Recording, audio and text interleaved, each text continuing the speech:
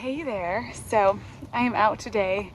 My hands are already dirty, which feels good, but we've got a beautiful day as far as the weather goes. So I'm out kind of exploring the back part of our property, which is all just basically woods. There's not a whole lot going on back here. You can see there's a bunch of sort of like fallen trees and things, and so I'm sort of trying to figure out what I want to do.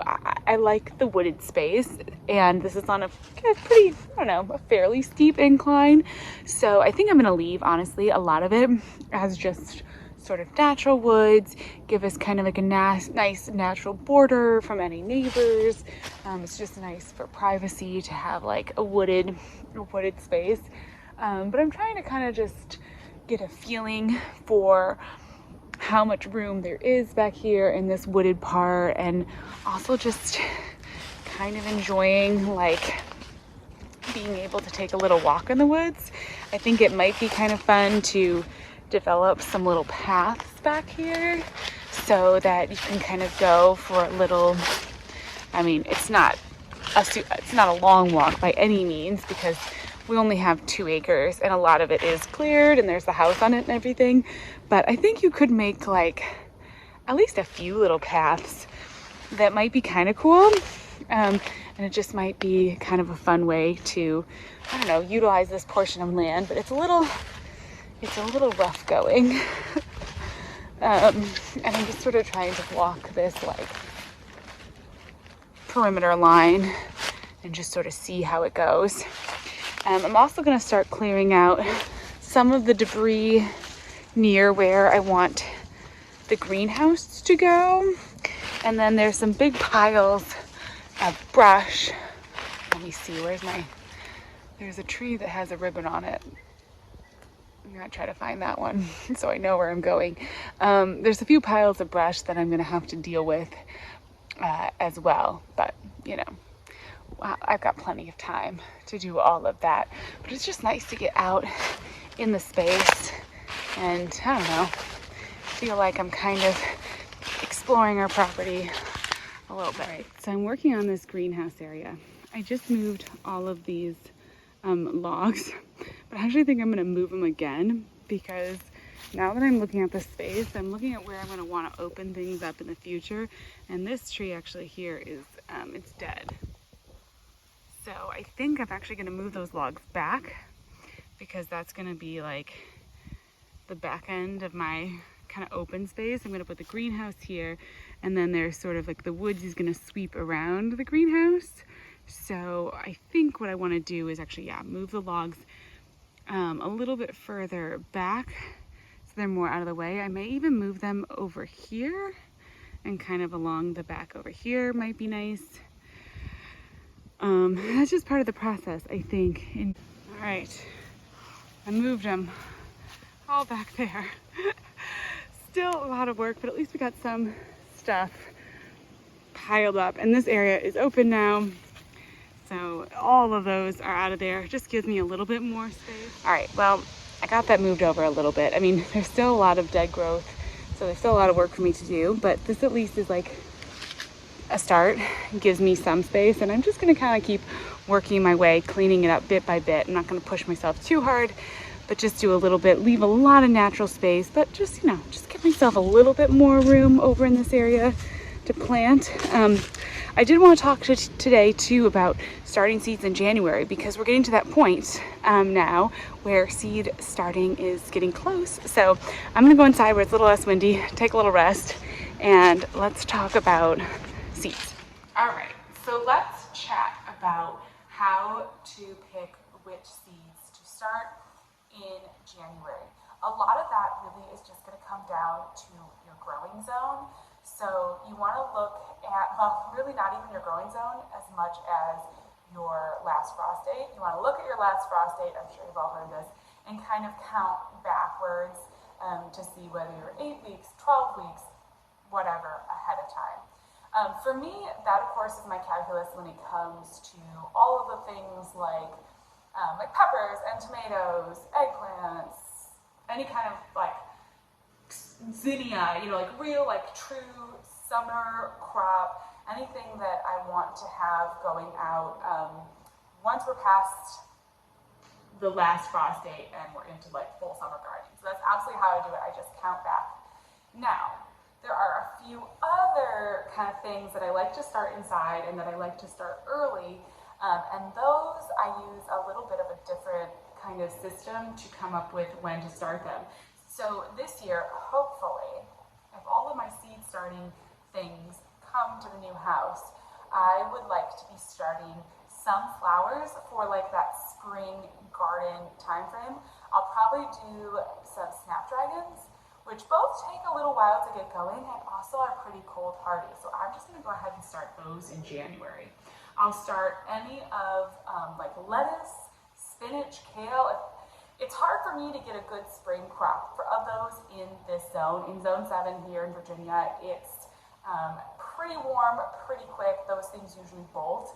But if I start them inside in January, I could maybe plant them outside in March, right as that like last frost date is sort of hovering on the edge and we're still in kind of cooler temperatures, and I can maybe get some baby greens. So I'm gonna start those kind of cold weather. I think of them as fall, but cold weather kind of crops. I am going to start maybe a few violas just to have some. And then I'm also going to start some of the really like long season plants or things that I want to get kind of a jump start on. I know that I want to grow some perennials from seed for this garden. I've spent years going to garden centers and looking at the big rows of perennial plantings and not been able to get any because I just didn't have the garden space to put in like a big perennial planting. So I have spent a really long time dreaming of that, and for that reason I'm definitely saving some space for some garden center impulse buys. Like I know that is coming, that is something that I'm going to want to grow. I'm going to want to do. I want to grow those. I want to go shopping for them, but I also want to start some perennials for the garden from seed. If you start perennials from seed within the year, you're not likely to get flowers or to get them to get really that big within that first year. They're likely to stay pretty small.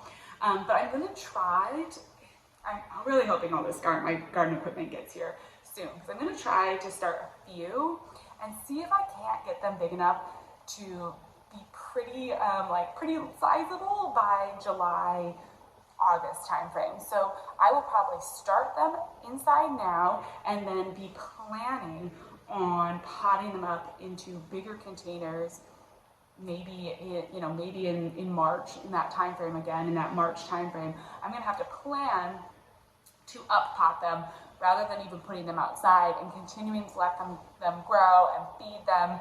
But I just want to get that jump start. And you can totally do that as far as getting a jump start on any of your summer garden plants, as long as you plan that like you're going to have to put them into bigger containers, kind of like a greenhouse, kind of like a garden center, right? They're gonna take those little plugs and they're gonna plant them up. You can do that too if you want to, and that's what I'm gonna kind of do with some of those perennial plants.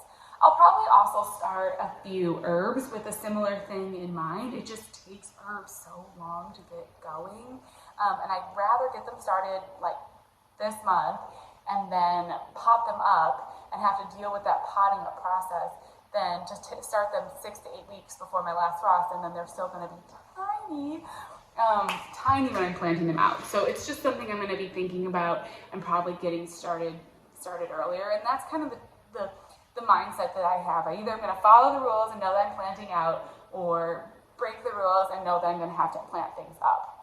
There are also a few exceptions. If you want to grow something like, the first thing that comes to mind is eucalyptus, but there are some seed packets that need at least 12 weeks before your last frost to get started. So if this is your first time doing this, like definitely look on the back of the seed packets, because you may be closer to seed starting than you think if you're trying to grow any flowers. It's really usually flowers. All of the big summer veggie crops, they're just like 6 to 8 weeks, almost all of them. But there are a lot of, if you're trying to grow some more interesting, sort of different kind of flowers, even some annuals, Lysianthus is one I've never grown, but like that's one that I know people have to start way, way far in advance. I'm trying to think well, of course, a lot of the perennial flowers. I'm trying to think of another annual, it doesn't come to mind. Coleus I sometimes start pretty early as well, I think. Some of those plants that have really tiny seeds, they just need a little bit of extra time to get going, and they take a little while. There are also some things that kind of hang out, like there's certain seeds that don't grow. They're just kind of like the violas. They'll kind of hang out, and they'll be really small, and then you'll plant them out, you'll pot them up, and then they just explode. So over the years, I've kind of started to figure that out, but my plan, once the seed starting stuff gets here, and I'll go through all my specific varieties, but my plan is to do like eucalyptus, long season annuals. I plan to do some cold weather crops, and I plan to do some perennial flowers and get those potted out. Right now, I'm also trying to figure out, I really want to do some winter sowing, and I just we don't go through enough containers, so I gotta drink some orange juice or something in the mornings, or maybe I'm just gonna find some other pots or kind of containers that I can use. My daughters have milk jugs come in paper jugs, so I can't use those for winter sowing, but I really want to do a bunch of perennial flowers in there, and I wanted to do the sweet peas in that, and so I have a lot of things that I want to do for winter sowing that I can't get to quite yet, but I'm going to try to figure out this week what containers I can use, because it doesn't really matter where you are. If you're just feeling like you really, really want to sow something, sowing is the perfect thing to do. Doesn't take up any space inside, and you can get out that urge to plant seeds in January. So I will be doing that. I will keep you posted on that. I think I'm going to head back outside and do a little bit more kind of clearing and prep of the garden spaces. But as always, thank you so much for watching. It's so exciting to have a beautiful day and to be able to get out and do some work and get ready. I'm absolutely itching to get raised beds in or garden in-ground beds to start getting the greenhouse, and I'm just having to be patient because it's just going to take a little while to get that all started. I don't quite know right now when the greenhouse is going to get set up. It may be a little while before I'm having trouble picking out which one I want, so it may take me a minute to get that all set up. But of course, I'll let you know when we get it built, and you can build it with me. Okay, well, I'm gonna go back out and do some more. Okay, more gray days equal more bulbs. I have these fun little pots. I actually got these to be some food dishes for my cats, but they have ones currently, and so I figured, you know what, I'll just use these for some planters because I'm still waiting on all of my containers. So I will use these for some containers, and then once we're done with the bulbs, the cats can have their cat bowls. But I think they're actually just cereal bowls. I think I got them from Target. I've got a little bit of potting soil, and we're gonna do some more of the muscari. I hope that they don't need a dormancy period or a cold period to a chill period. What am I trying to say? They don't need to be chilled in order to bloom. I think they'll bloom inside. I could also stick these outside though, I was thinking, and then they could get some kind of cold temperatures. I do have to be a little bit careful because they don't have drain holes. So a lot of times when I'm doing these spring projects, I'll kind of grow plants in things that aren't your typical potting containers, and when I do that, I'm just really, really careful when I water that I don't overwater so much that that they're really sitting in too much water. Although the bulbs really want to have kind of some wet feet. So what I'm going to do is just put a little bit on the bottom, and then I am going to just put a little soil on the bottom, and then I'm just going to set the bulbs on top. And I think that honestly, that's going to work really well for these little containers. Kind of a fun little thing growing inside. So anyways, I'm going to go ahead and do that real quick, and then we'll put them. My windowsill is sort of filling up with plants, but I mean, no surprise there. We figured that would happen. All so I'm just gonna put a little soil in the base of this one. I'm just aiming for like a couple inches. This is some dry, it's a pretty dry potting mix. I found it in the garage from previous owners. I'm really making do right now, but I will just really hydrate this a lot. And then we have all our little muscari bulbs. And I'm just gonna kind of like line them up in here. We'll see how many we have. Hopefully it's enough to fill up these little containers.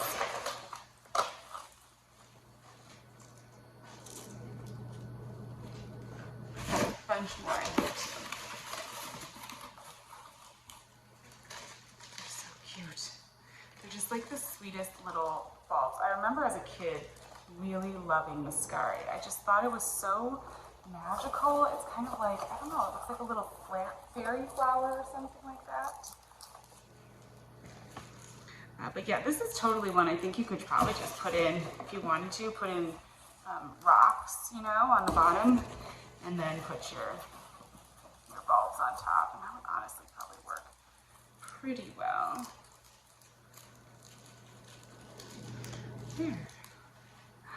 Oh, it's kind of fun. So I could go ahead and do like what I did with this container over here, and we put moss in.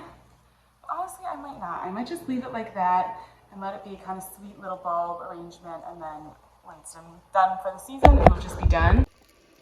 Just get a little water on it. Honestly, they're probably going to end up sitting in a little bit of water. I might have put a little too much in there. You really want the water to be just at the bottom of the root. But I was thinking that soil, I think the soil is just so dry that it's gonna take a second to soak that up. So I'm just gonna stick this right here. And I'm just gonna keep an eye on it. That really like hydrophobic soil can make it really tricky to grow in. So I just have to be really, really careful that I keep an eye and that the soil is not causing issues for the plants. But how cute is that going to be when it flowers? I think it's going to actually be really adorable. I just love how wild and wonderful, don't mind the paper towel, I need to get a little tray for it, but how wild and wonderful this little kitchen window is becoming. Perfect, just how I like it. Well, as always, thank you so much for watching, and I'll talk to you again soon. Hopefully these will be grown a little bit more even by then.